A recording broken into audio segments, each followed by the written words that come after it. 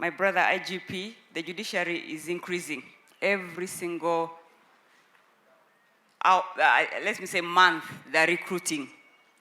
This puts pressure on you, this puts pressure on me, and the other criminal justice actors. So we need to speak one voice, that we need to increase numbers. We need more boots on the ground for the office of the DPP, for the police, and other criminal agencies, because then we all deliver as one. What do we need to do? Apart from increasing boots on the ground, we need to retool. We need the tools to do our work. We need to relearn, capacity building. Almost all the crimes are being committed by use of some kind of technology.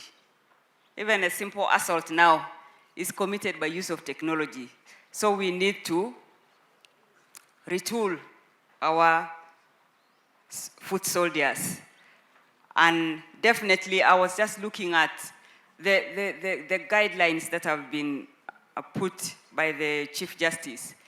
They have streamlined the bail in the courts of law and brought some kind of sanity. I was just thinking in the lines of police bond. Shouldn't we be thinking of putting guidelines for police bond? There are some offenses where you cannot give police bond, like terrorism. Can you give a police bond? Tulinawo abasibe bangi nnyo era prison ezenge ekabangika mannanga abasibe eno bangi tetukyalina dde wetubasuza tetukyalina kye tubaliisa jjukira amakomera gonna gatambulira ku ssente ya mweyi wa musolo kakati bw'ogamba nti abasibe bongere ng'okuterekebwa oba oyongera burden era ku taxpayer ate ne mu prison gye babeera ekirala nga tonnaba kwogera nga omwabi wa gavumenti oba omukungu yenna wa gavumenti olina okwebuuza oyambyeko otya kukendeeza omujjuzo oguli mu makomera nkulaakulana kyeteekeddwa okutereeza facilities mu makomera wali abantu abalwalirayo nga tebasobola n'okufuna bujjanjabi bulungi endya yaayo mbi bulala okutulugunya kw'eddembe ly'obuntu mu detention centers ezimu kungi nnyo twandyagadde DPP ave asooka atunulira ensonga ezo atulage nti bannange bino abantu bye beemulugunyizzaako ng'okutulugunyizibwa mu buduukulu okubeera nga baforcing bakola statements ezitwalibwa mu kooti okulwa mu makomera nga tebawozesebwa tugenda kubikolako bwe tuti so si kujja kutugamba nti okusinziira balaba balemereddwa baagala babongera obudde bonna bwe baagala abantu babeerenga mu buduukulu bo balikoowa nga balaba banoonyereza bamaze emyaka emeka mbolwo balyoke bakute awo abantu abagenda kulopa gavumenti efiirwe ssente nnyingi nnyo mu kubasibira ng'obwereere bannagavumenti balekawa bagenda kwatibwa naddala mu kulondaawo bakutwale mu Kandukulu obeereyo paka n'okulalira nga kuwedde era engeri gye kyaleeteddwamu kubanga kyapproachinga akalulu omuntu ayinza n'okulowooza nti kireeteddwa kubanga waliwo akalulu akajja tiwaliwo be baagala okukwata babatereke nga tebakkirizibwa kweyimirirwa ekyo kikyamu kwa buli muntu alina eddembe okuwagira kyayagala era ffe tukivumirira. Because you'll wake up one time and someone deep in Amuru has given a suspect of terrorism a police bond. Will you ever see that person? You will never see them. So I think we need to sit down and come up with guidelines on police bond, which are the offenses you can give, which are the, of course, and also collection, processing, and storage of exhibits.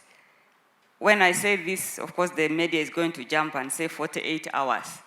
But 48 hours should really be looked at. In terms of, we should look at, do we have enough numbers?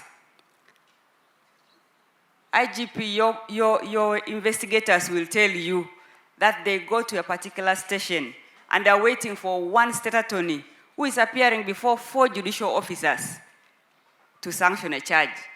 The police officers wait there until evening. They go back. That's one day. Almost 12 hours gone. The next day they come back. The state attorney is in a high court session, which starts from 8 to around 6, sometimes even 7.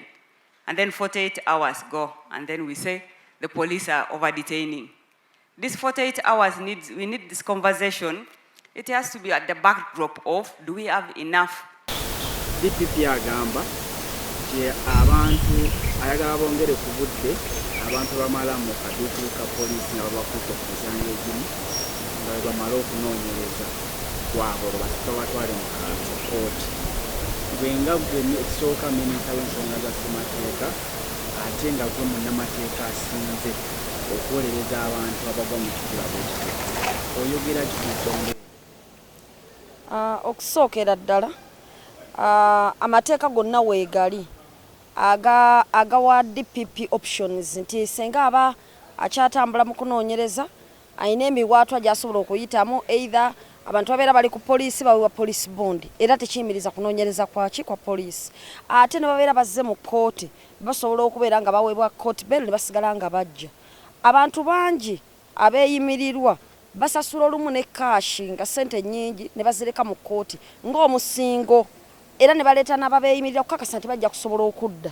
so tetwagala DPP abeerenga alaga eggwanga nti alinga alowooza nti omuntu bamuwa bail baba bategeeza nti omusango gubeera guweddewo kubanga ne bwe twakisoma mu mateeka nti omuntu okufuna bail oba okweyimirirwa tekitegeeza nti omusango guba gukoze eki gufudde n'olwekyo kya bunafu okulaba nti n'omuwabi wa gavumenti ate ensonga eyo yali mu kugyogerako nti bongere okusibanga abantu babateeke mu buduukulu babongere ennaku z'okubasiba nga bo banoonyereza ekirala kyataaga omuwabi wa gavumenti neyejjukiza ku kye bayita presumption of innocence nti abantu bangi bali mu buduukulu ne mu makomera si kuba nti bazza emisango naye kubanga abamu bawaayirizibwa kakati bw'okkiriza n'oteekawo liiwo okwongera okukaliga omuntu oyo gavumenti ya Uganda egenda kwongera okufiirwa ssente nnyingi mu kukompasetinga abantu abasibibwa obwerere ne balwa kuki ku limanda oba mu buduukulu bwa poliisi ekyo kiba kikyamu ensonga every state attorney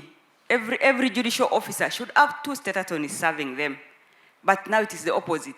It is 1 state attorney against 4 judicial officers. The judicial officers are sitting waiting in court for the state attorney to come.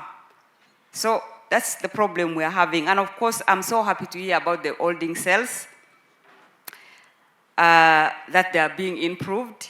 I'm also happy about the introduction of disciplinary courts in all districts. So I'm thinking that the Human Rights Enforcement Act is going to become redundant because I don't think they will be having any candidates to go there. And with these few remarks, I just want once again to congratulate you. Bateekawo enkola ey'okulaba nti basooka kunoonyereza nga tebannakwata muntu. Ekyo kye kyandisinze obukulu. Naye bo bagenda ne bakwata omuntu nga tebannaba kunoonyereza. Ne bamuteeka eyo essaawa 8 n'eggwaggwako nga tebaagala kumuta ne bamulemera. Bo bennyini ate ne bamenya amateeka nga tebalina okugakuuma n'okugakwasisa. So tubasaba baddeyo beetegereze ssemateeka respecting Police Act, respecting Magistrate Court Act, amateeka gonna agakwatagana ku nsonga z'emisango bwegi tegyekuusa ku egyo egya criminal offences basobole okubeera nga bakola ekituufu. Ffe tukivumirira era tetukikkiririzaamu nti muna Uganda n'essaawa 48 zibabadde balina already zibadde gavumenti oba poliisi nga nazo za abusing ng'era tebatira ku ssaawa ameka 48. Kati balabye ekibalemye tebaagala kukirespecting kati baagala kukifuulira ddala tteeka nti abantu babeerereyo ddala ekyo tetulina kukikkiriza era tukivumira kubanga kimanya mateeka.